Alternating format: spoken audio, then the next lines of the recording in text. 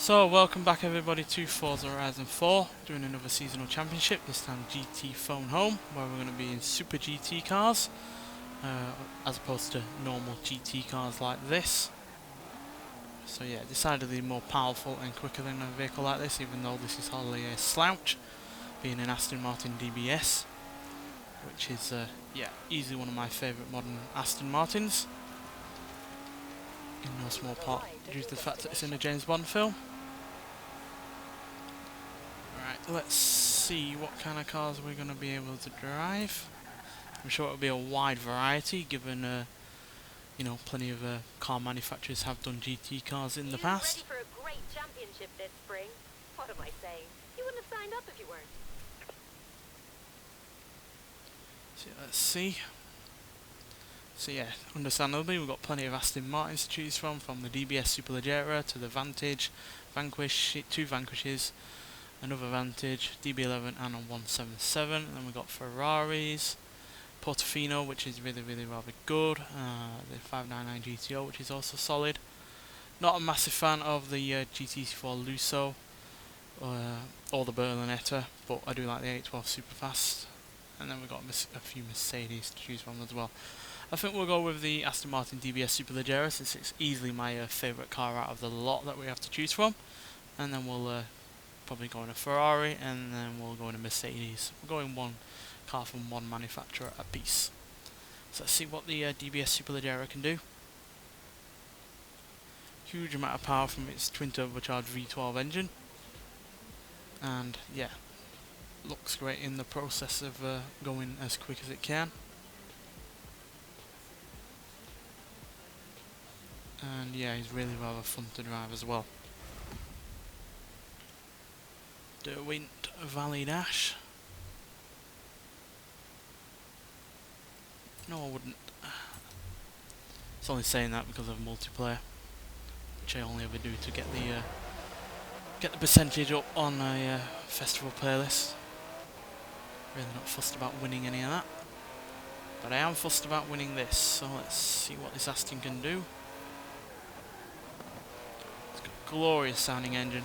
Really did surprise me that they kept the V12 engine noise despite adding turbochargers to it. I was afraid that it would turn into what some BMWs sound like with their turbochargers, which is rather dreary. Luckily this does not.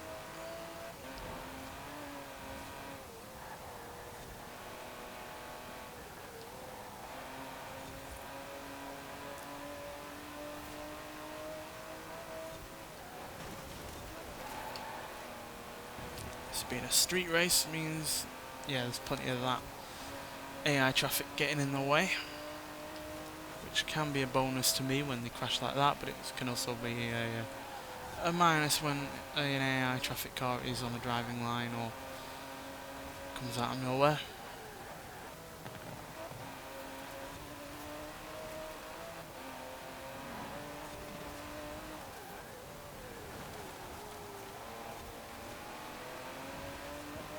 Now, what really separates the Super GTs from the normal GT cars is the sheer amount of horsepower.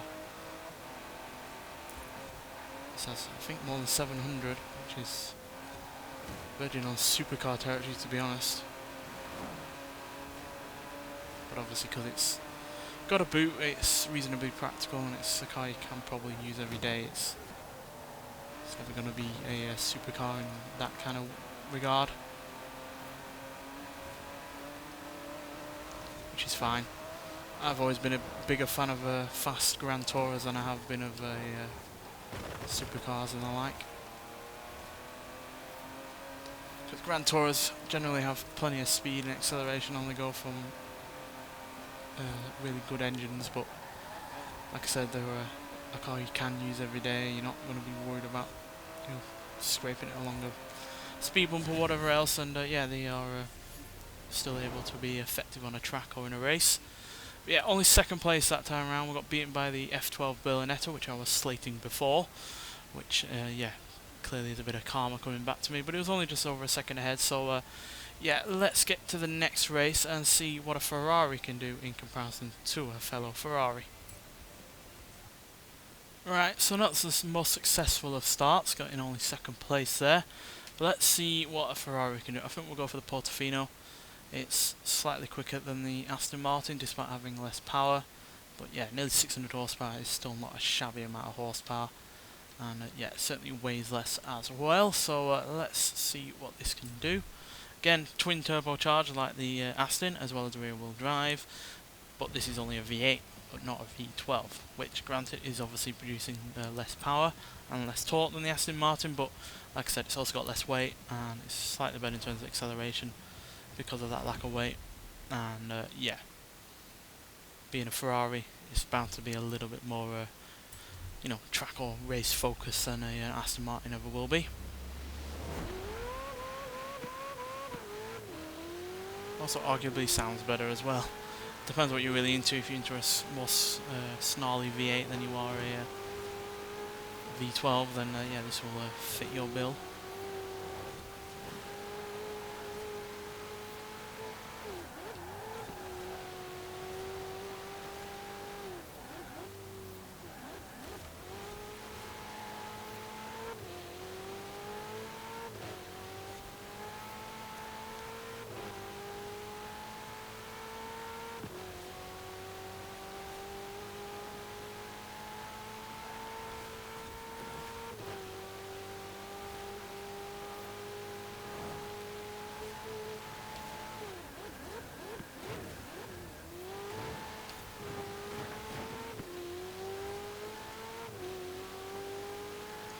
Probably not the most powerful car here, but I feel like we're going to have the handling to at least match.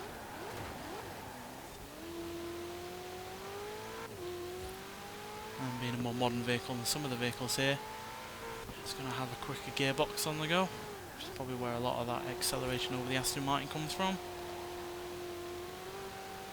It's about having more than 100 horsepower less.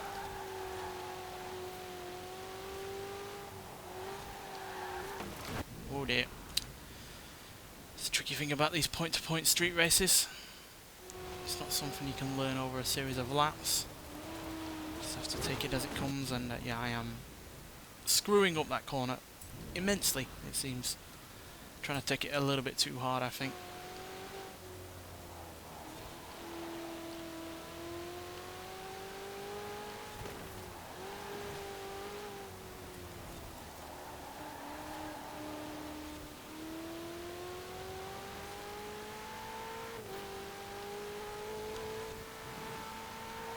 Ideally need to get first place in this race.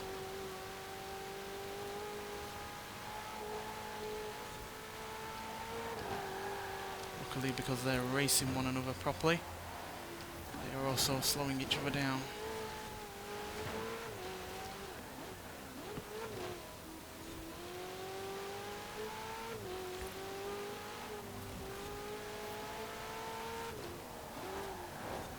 Whoa dear, I did not see that Volkswagen coming there. Oh, come on, we're not going to beat that F12 on in a straight line, are we? There is a corner coming up. Nope. Oh, the F12 gets us again. I think that's the F12, if it's not, it's the 812. No, it's the GTC 4L, so yeah. We're not going to get the full 20 points, but yeah, whoever was in first place shouldn't be in first place now. No, we're drawn alongside the AM Vantage 18, so yeah, it's all going to be coming down to all or nothing in the final race, so let's get there and see what happens.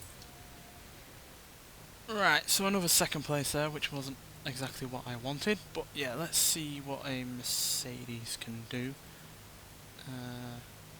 Acceleration wise, it's a little bit less than the Ferrari, but handling and braking is the same, so yeah, I really want something a bit better than that. I'd go for that, considering how much horsepower and torque it has, but it weighs a fair old bit and the handling is not as good. Acceleration is quite subpar as well.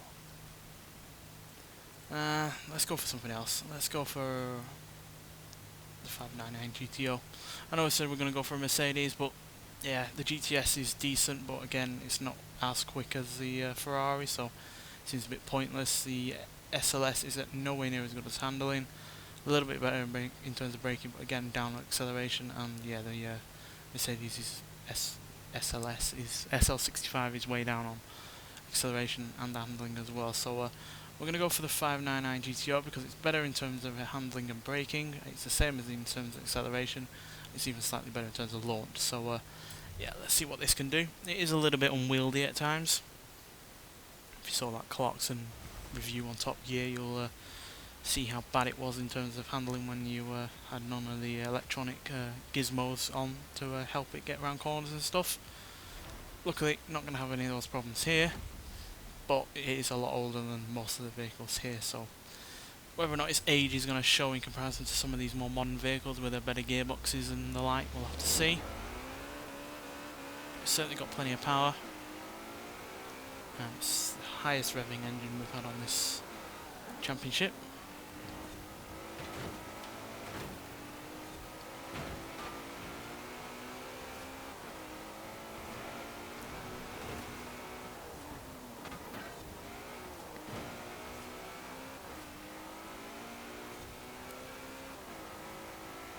And it's still no slouch despite it being 10 years old.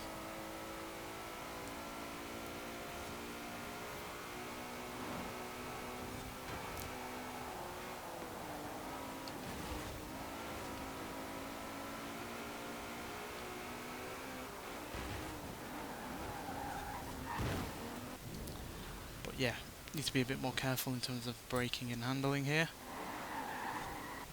A lot more careful. That curb did not help us there.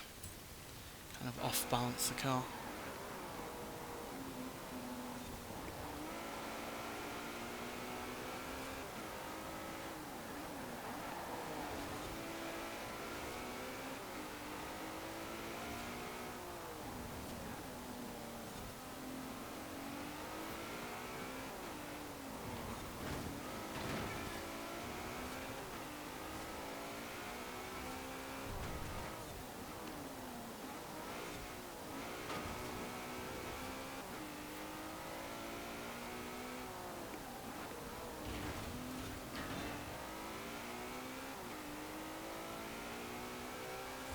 Come on, pick up the pace. Only really good thing about this car is the fact it's one of the few free revving engines on this series. It's not held back by turbo lag or anything like that. Oh, the Mercedes. They all screwed up on that mini roundabout there. A tradition of British roads there helping me out.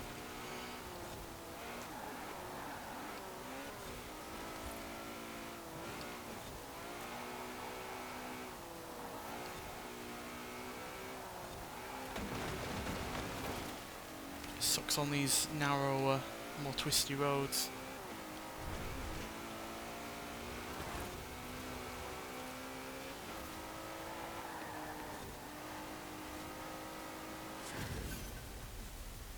But we finally got a first place. Third time's the charm. But yeah, there we go. 20 points seals us the championship by 6 points ahead of the Ferrari 812 and the Aston Martin DB11. And yeah, obviously it helped that the pretty much all came to a standstill on that mini roundabout, but yeah, accidents happen, incidents happen on races. To not take advantage of them wouldn't be foolish. So yeah, there we go. I don't think you get anything really for this seasonal championship. I think you just get a costume or something for your avatar or whatever, but yeah, it's still a solid seasonal championship, and it does at the end of the day give you some extra percentage towards getting one of the vehicles in the current seasonal championship playlist. So yeah, nonetheless, thanks for watching, and I'll see you in the next one. Bye.